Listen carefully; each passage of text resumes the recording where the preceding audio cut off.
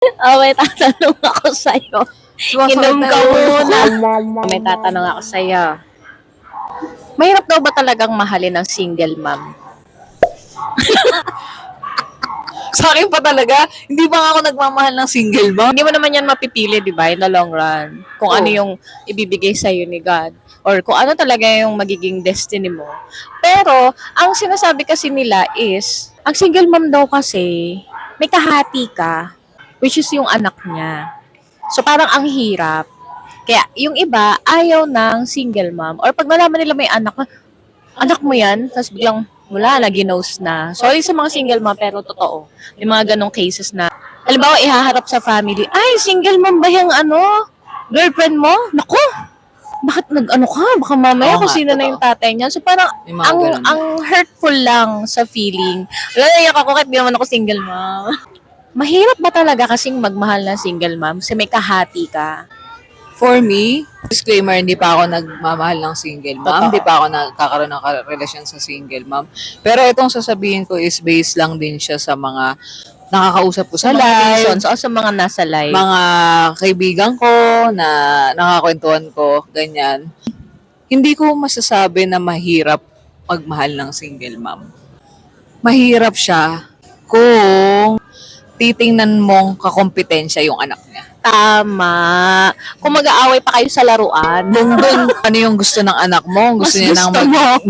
mag-crayon-crayon, yan, pencil case, gusto mo din. So yun, para sa akin, mas mahihirapan ka talagang magmahal ng single mom. Kakalabanin mo yung bata. Tama. Pero kung ikaw yung taong pumalawak yung pangunawa, kayang tanggapin yung situation, Saka yung treatment mo na- dun sa anak niya is yung package niya na, ay, Oo. mag-ina ko na to, ganon. oo, yung iba, kaya sinasabi nila na, single mom ako, wala nang magmamahal sa akin. Ng ganun. Kasi na-encounter nila yung mga tao na hindi ready mahalin yung isang single mom. Mahirap pa sila mahalin kasi daw yung attention nila hati, tapos mawala ka man, wala silang pakialam. Parang hindi 100% yung pagmamahal na kaya nilang ibigay sa'yo. Plus, syempre yung sasabihin ng family nila once na in-introduce si single mom. So parang hirap iharap sa parents. So yung mga ganong factor.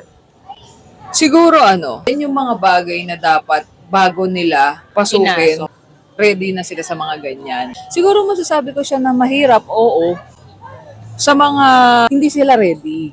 Hindi Oo. sila ready sa mga Ano man maririnig bagay na nila. hindi ka din kasi ready. Kahit Oo. hindi sa love, pag hindi ka ready, mag-exam ka nang hindi ka ready, mahirap. Oo, mahirap. Ayun. Kung hindi mo inaral. Oo, isa pa yun, mahirap siya pag hindi ka ready. Kasi, matik yan eh. Pag single mom yan, ang dami mo nang nakikilala, ang dami mo namang kaibigan eh. So, alam mo yung responsibility Na meron sila. na meron sila. And alam mo kung ano yung tingin ng mga taong nasa paligid natin. Alam mo na dapat single kung mom. So, paano pangangalagaan yon, kung mamahalin mo sila, ano, Oo. ipagtanggol sila, ano Oo. yung ina-anticipate mo, yung sasabihin ng mga tao, di ba? oo. So, pag ikaw, ready ka, walang mahirap. Walang Hindi mo mahirap mararamdaman doon, sa yung umpisa hirap. lang. Siguro sa umpisa, yung adjustment, syempre. Unless na-attract ka lang kasi sa kanya physically, gusto mong itry, ganyan. At kung yung mamahalin mo is yung mom lang talaga, ang mamahalin mo lang at titingnan mo lang is yung nanay lang. Kung ang focus mo is yung nanay lang, yung anak na yan, ever since nag-exist yan bago ka pa dumating sa buhay niya. So kung ano man ang gawin ng nanay at dumating sa point na pangalawa ka lang, may hirapan ka. Pero kung yun again, kung ang isip mo is, rumarang ka pa doon sa bata. Pero kung ang isip mo is, ay, dapat on top din ako sa mga responsibilities kasi tinanggap ko sila as one, hindi ka rank doon sa bata. Dahil package mo silang tinanggap. Oo. Kung ano yung pangangailangan ng bata, kung ano yung worries ng nanay, worries mo na rin as a stepdad or Oo. as a dad in the future. Siguro ang ano lang dyan, hindi mahirap mahalin ang single mom kapag ready ka. Sa mga sasabihin, Oo. ayan, kung paano mo i-handle, kung alam mo kung paano i-handle, hindi magiging mahirap mahalin ang single mom. Parang pag nag-drive ka, hindi mahirap mag-drive, hindi ka kakabahan kung may aral ka, kung may lisensya ka. Pag wala kang alam, hanggang doon ka lang sa masarap lang mag-drive. Ito pa, yung relationship niya sa ex-husband.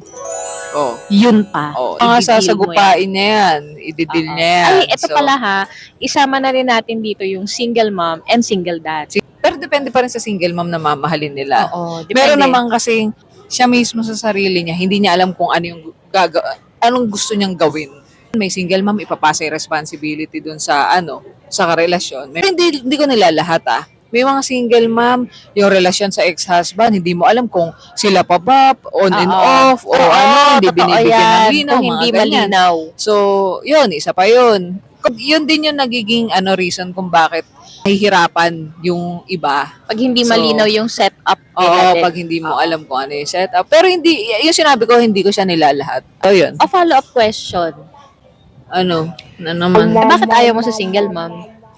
Hindi ko naman sinasabing ayoko kasi hindi pa ako nakaka-encounter ng ganun Pero kung ilalatag mo sa akin, papipiliin mo ako, mas pipiliin ko pa rin yung single. Ako lang personality ko. Siguro kasi hindi ako ready. O yun na lang. Hindi ako ready. Basically, hindi ka kasi ready. Hindi kasi ako ready. So, hindi ko sinasabi na ayoko. Pero kung sa oras na to, tatanungin mo ako ng ganun, single pa rin yung pipiliin ko. Hindi sa ayoko ng single mom. Hindi kasi ako ready. Kala ko magiging ready. Hindi ko alam. Siguro pagka may May ano, may ano,